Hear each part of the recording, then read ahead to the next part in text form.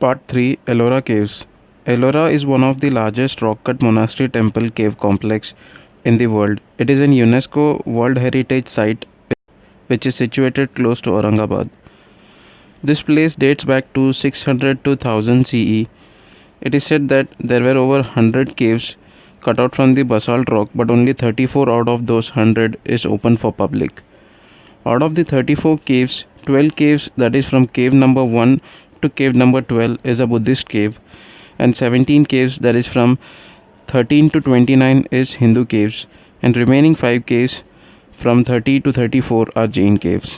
They were built close to one another and illustrate the religious harmony that existed in ancient India. The Hindu and the Buddhist caves were built during the Rashtrakuta dynasty, and the Jain caves were constructed during the Yadava dynasty. And the cost related to its construction was given by the royal, the wealthy people of that region, and traders. Cave 16. The Kailasha is a monolithic rock-cut temple isolated from the surrounding rock and excavated from top to bottom and scooped out all through from outside to inside. It is said that 10 generations have worked for it, and it took nearly 200 years to complete it. They planned and began the work under the Rashtrakuta king Danti Durga, and the most work was carried out during Krishna I, but elements of Pallava architecture have also been noted. The dimensions of the courtyard are 82 meters by 46 meters at the base and 30 meters high. The most unique thing about the caves is that it was carved out of single rock. It has several idols, flora, fauna carved on it. Each and every carving has some meaning attached to it. It is a freestanding multi-level structure. It is estimated that the artist removed 3 million cubic feet of stone weighing approximately 2 lakh tons.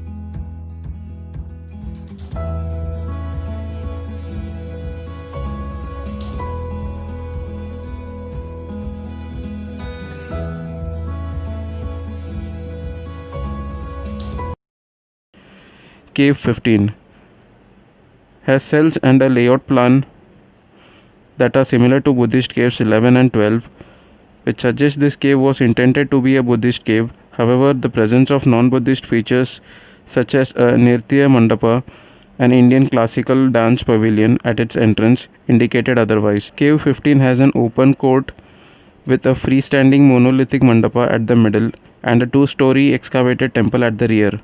The large sculptural panel between the wall columns on the upper floor illustrate a wide range of themes. Cave 14. This cave measures 13.6 into 8.69 meters.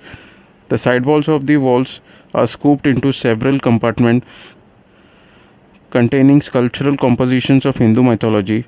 The sanctum is separated from the back wall by a circumambulatory passage opening into a hypostellar wall. The sanctum door is flanked by fly-whisk bearers and gigantic guards. The disposition of the panel show Vaishnava theme on one side and Saiva theme on the other side, showing religious harmony.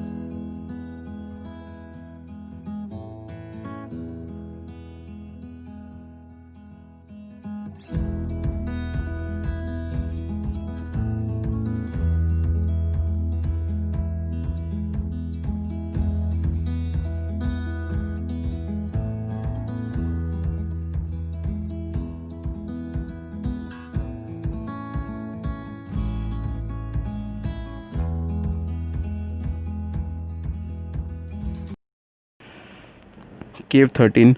There is nothing much, or in fact nothing to see in the Cave 13. This looks like some unfinished cave or an empty cave, as it only has an open rectangular hall. Nothing much of its information is available.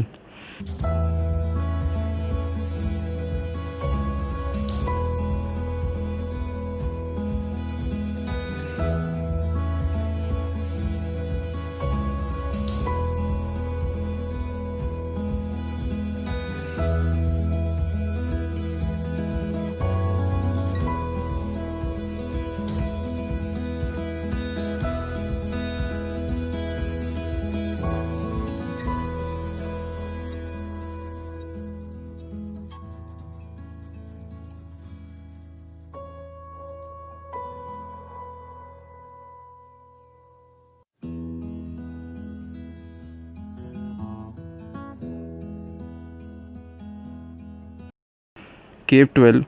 Like Cave 11, Cave 12 is also a three-storied Mahayana monastery with idols mandalas carved into the walls and numerous statues and bodhisattva-related iconography belonging to Vajrayana Buddhism. There are compelling evidence to suggest that Vajrayana and Tantra ideas of Buddhism were well established in South Asia by the 8th century CE.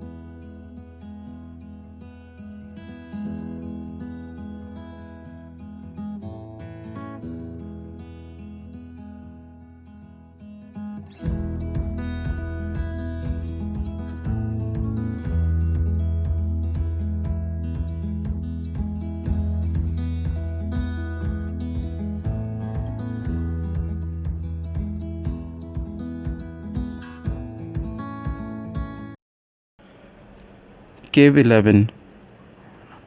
It is three-storied Mahayana monastery caves with idols, mandalas carved into the walls, and numerous statues and Bodhisattva-related iconography belonging to Vajrayana Buddhism. These are compelling evidence to suggest that Vajrayana and Tantra ideas of Buddhism were well established in South Asia by the 8th century. Cave 10. A Chaitya worship hall called the Vishwakarma Cave, built around 650 CE. It is also known as Carpenter's Cave because the rock had been given a finish that has the appearance of wooden beams. Beyond its multi-story entry is a cathedral-like stupa hall, also known as Chaitya Griha, prayer house. At the heart of this cave is a 15-foot statue of Buddha seated in the preaching pose.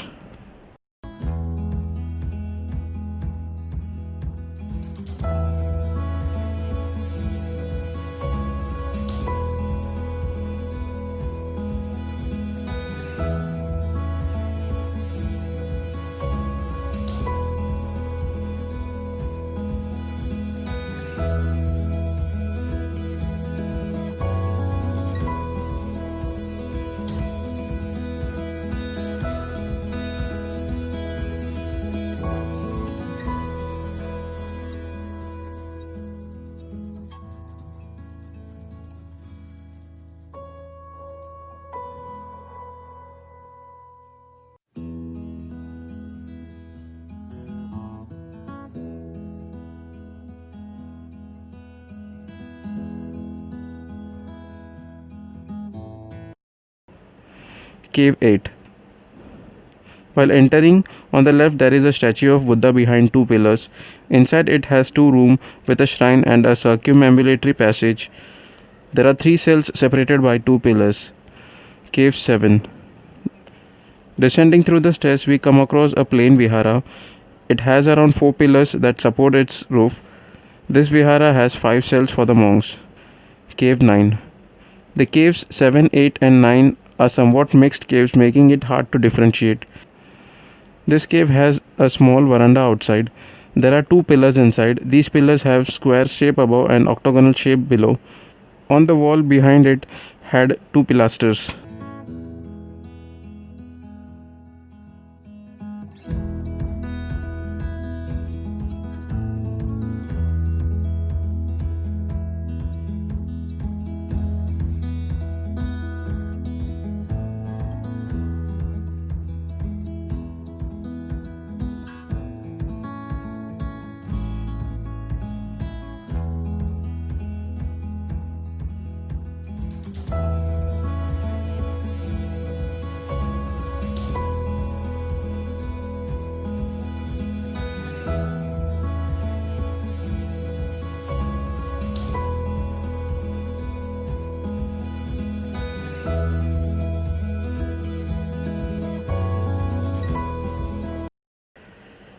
Cave 6.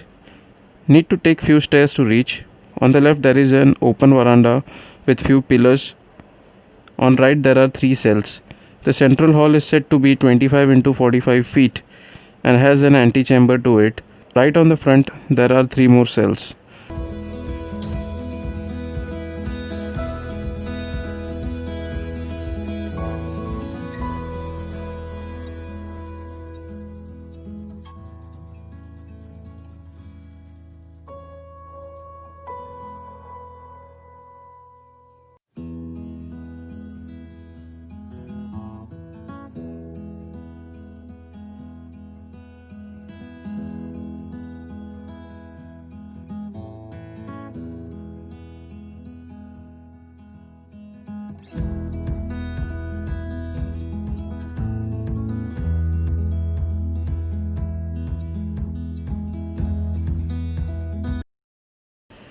Cave 5. It is a very big and impressive monastery. It measures 53.28 into 36.63 meters and it dates back to 7th century AD. The oblong hall, the 2 side chapels with cell, an antechamber and a sanctum are the chief architectural components. The massive pillars in the hall are decorated with paintings. The hall seems to be used by the monks as an assembly hall, dining hall, and also for ritualistic purpose.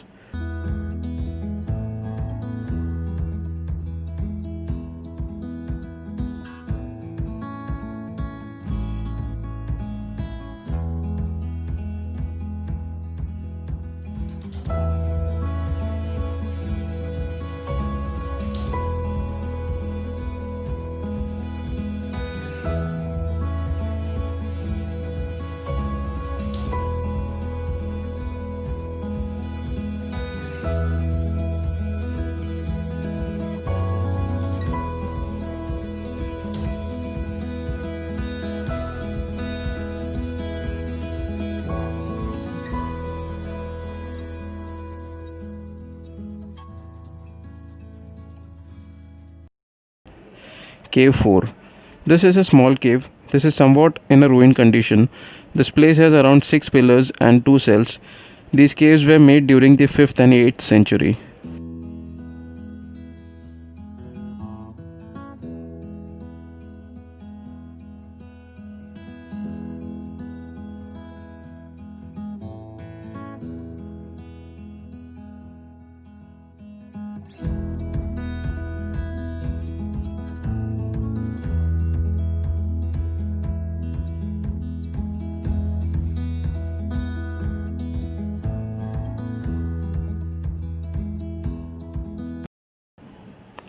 Cave 3. Cave 3 is positioned somewhat lower in level compared to Cave 4. This is a monastery and it has a square shaped veranda. Totally there are 12 pillars, with some having octagonal base and a circular top. It has 12 cells for the monks, 5 at each side and 2 at the back.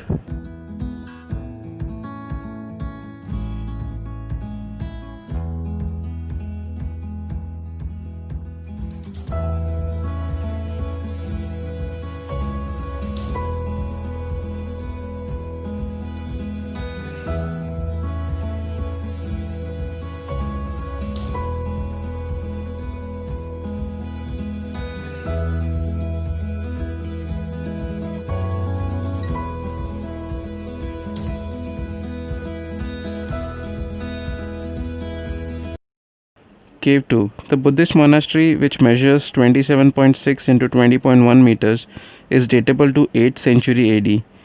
Need to take a flight of stairs. It consists of broken veranda, a hypostellar hall with lateral galleries and a sanctum flanked by cells. The monastery, both side, inside and outside, is decorated with Buddha in different posture. The door on the hall and sanctum are guarded by large figures. The hall has 12 decorative pillars which endow it with majestic appearance.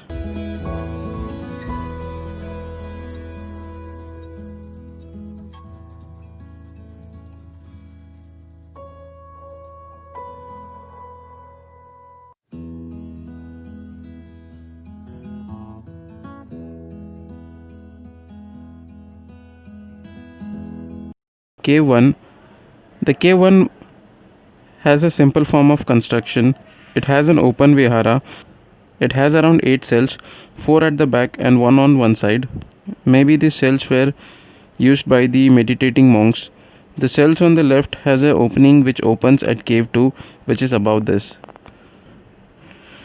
Post Cave 1 it was already 6 pm now and it was their time to close. So we could see only caves from 16 to 1. The caves from 17 to 34, which falls on the left side from the entrance, is still left to be explored. As it was Monday, even coming back the next day will be of no use, as on Tuesday Ellora is closed. So left for a place close to Ajanta caves to stay for night, with the hope of seeing caves number 17 to 34 of Ellora some other time. So guys, it's 10:30 p.m. right now and we have reached a hotel called Hotel Viewpoint, which is close to the viewpoint of Ajanta caves. And the Ajanta caves is some 7 to 8 kilometers from here. So we will take rest for night here and then continue tomorrow morning. Today was a really tiring day. We took some 3 to 4 hours, 3.5 hours to climb up and come down the Daulatabad fort, and we could manage to explore cave number 1 to 16 in Ellora. cave number 17 to 34 was left because it was already 6 p.m. so we had to leave from there. Not an issue. We'll try to cover it sometime, some other time. So yes, that's it for the day. And the ride from Ellora till Ajanta was really tiring because the roads are in very bad condition. So anyhow, we managed. We came here. We are going out for dinner. So let's catch you on the ride tomorrow. So let's ride.